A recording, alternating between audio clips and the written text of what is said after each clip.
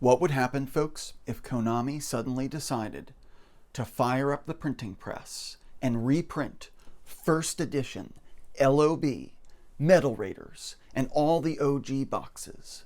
What would happen to the collector's market if they did this?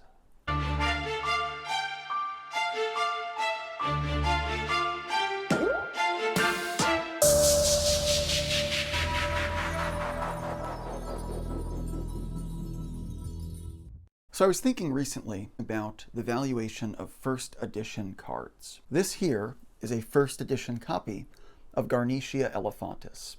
And part of the reason that I know that it's an OG card, that it's the original, is that it has that nice first edition stamp on it.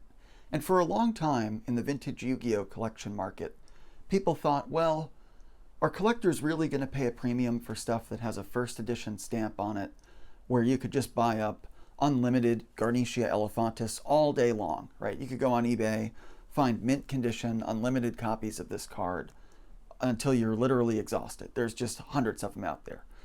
When it comes to the first edition prints, however, there's a lot less volume, right, of those particular cards available. And so what's kind of borne itself out, I think, is fact. Collectors generally are willing to pay a premium for the first edition cards. Now, the question in today's video is, would Konami ever make a decision to reprint first edition stamps on cards that are commanding very high values today? So first of all, let's talk a little bit about why Konami might decide to do this at some point in the future. So first of all, and it's pretty obvious, but the market for first edition, mint condition Yu-Gi-Oh! Cards is very strong right now, right? If you look at some of the highest prices that are won at the PWCC auctions, it's mostly the first edition, very high quality, so Gem Mint 10, Mint 9, right? Very high quality cards that are commanding the highest prices. People that grade unlimiteds, they might get some dollars for those cards, but by and large, the stuff that's really getting the big bucks is the first edition vintage stuff. So if you're a company like Konami, right, and you're a business and you're looking to drive growth in your markets, you're obviously aware of what's going on in the vintage markets. Take, for example, the Maximum Gold release.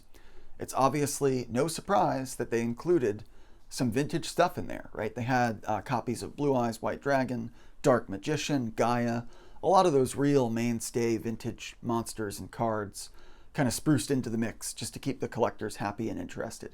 And guess what? People are paying a lot of dollars right now for the Maximum Gold boxes.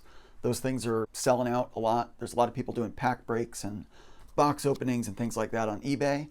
And of course, you've got people sending out to PSA in droves, right? All the really heavy hitting foil cards from the Maximum Gold sets. So people are grading that stuff.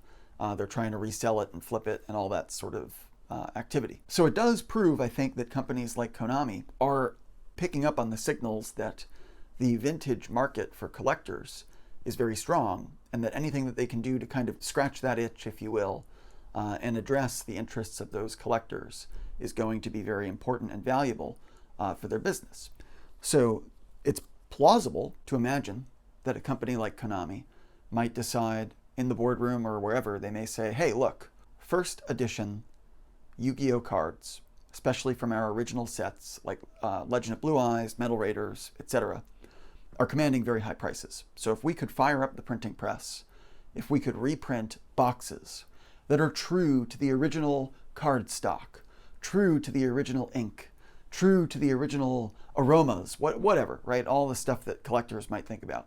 If they could say, we could replicate very, very accurately the original print runs of Legend of Blue Eyes and everything, and basically just reprint boxes, reprint sealed boxes from the OG era, there'd be a huge market for it, right? If all of a sudden Konami said, hey folks, you can now buy first edition LOB boxes to your heart's desire, printing press is on fire, they would say, hey, come on in and just gobble them up. People would be buying pallets of those things, right? It would be unprecedented. It would be a feeding frenzy, essentially, right? All the resellers, all the card stores, everybody would want to get their hands on that stuff. So there's definitely dollars to be generated if they chose to do something like this.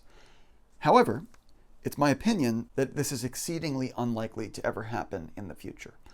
There's really two or three reasons why I think this is unlikely. Number one, there would be a tremendous amount of backlash if they chose to do something like this. And the backlash would come from all angles, right? Collectors, players, people that play modern Yu-Gi-Oh!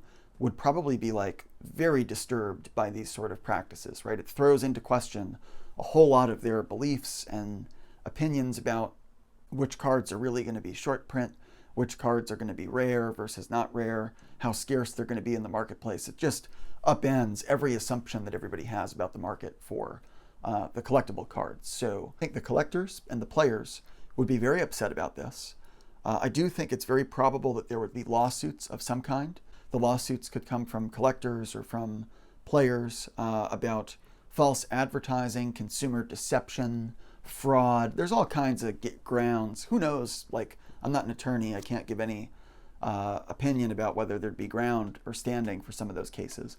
But in all likelihood, there would be some, because the first edition products had been, the reason they're called first edition is because they were the first. They were the first stuff that came off the printing press in the 2002, 2003, 2004 timeframe, when those original sets were first released.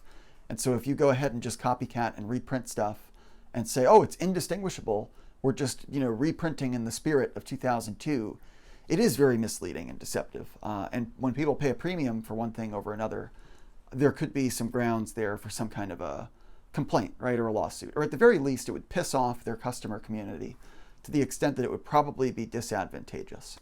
However, I can see a case to be made for people say in business, right, any attention is good attention, and there'd definitely be dollars to be made if they were to do something like this, because people would want to gobble up as many of those reprinted boxes as possible, especially if they're very indistinguishable from the card stock and from the print quality and from all the stuff that presumably their machinery is very capable of doing, probably more capable than any other copycat or counterfeit company that's out there.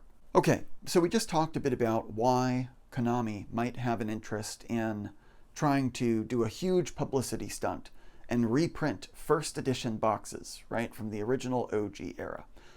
I gave you some of my perspective on why I think this is very unlikely to happen in the future, and why I think that probably more incremental publicity stunts like Maximum Gold that maybe has sprinkled in there a couple of Blue Eyes or Dark Magician Girls or whatever, right? Cards that are going to satiate the appetite of the collector community. That's probably enough for them to do in order to get some dollars out of the collector community, in addition to the dollars that they get from players who buy a lot of the modern cards today. So I think next up, what I want to talk about is why I am personally not worried at all if they do decide to go forward with something like this in the future. I'm not concerned at all about my position in vintage Yu-Gi-Oh! And here's why. I am primarily an investor in graded cards. So I use services like PSA and Beckett that authenticate and grade the cards. And what's very nice about how PSA operates, I believe Beckett has a similar numbering scheme. They basically attach a certification verification number to every card that they slab. And those numbers, which you can see on the top of the cards, just a simple number that they put at the top, it's all in sequence and it's all append only, which is to say the number list is ever growing.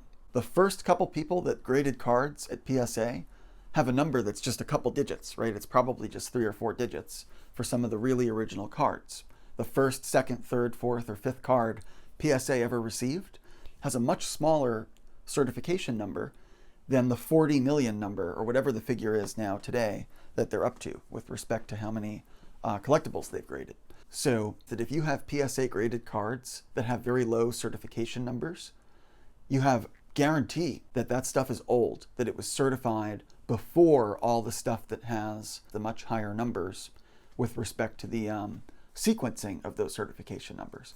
All that to say, folks, if you invest a lot in PSA graded cards and you have certification verification numbers that are old, then you have 100% confidence that those cards were printed a long time ago, and that even if Konami decides to fire up the printing press, go off to the races with reprinted first edition LOB boxes in the spirit in which they were originally printed, and people have thousands and thousands and thousands of copies of those cards, you can still know that the PSA cards that were originally graded from the LOB and Metal Raiders sets, those are 100% vintage and will always command a massive premium over any reprinted first edition stuff that may hit the printing presses at some point in the future. So, hope you enjoyed that unusual thought experiment. I realize it's very unlikely, but it's something that occurred to me recently, and my mind kind of raced with possibilities. And then I ultimately arrived at the conclusion that this is probably not all that big of a deal, even if it did happen, for people that are particularly interested in graded cards. Hope you enjoyed the video. Feel free to drop a like, comment, subscribe.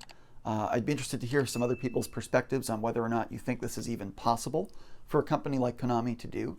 And if they were to do it, what do you think the fallout or reaction or the response would be from the collector and the player community in the Yu-Gi-Oh! Market? So I think that's all here, folks. Thanks again, Parkside Merchant, and we'll look forward to seeing you next time. Thanks again.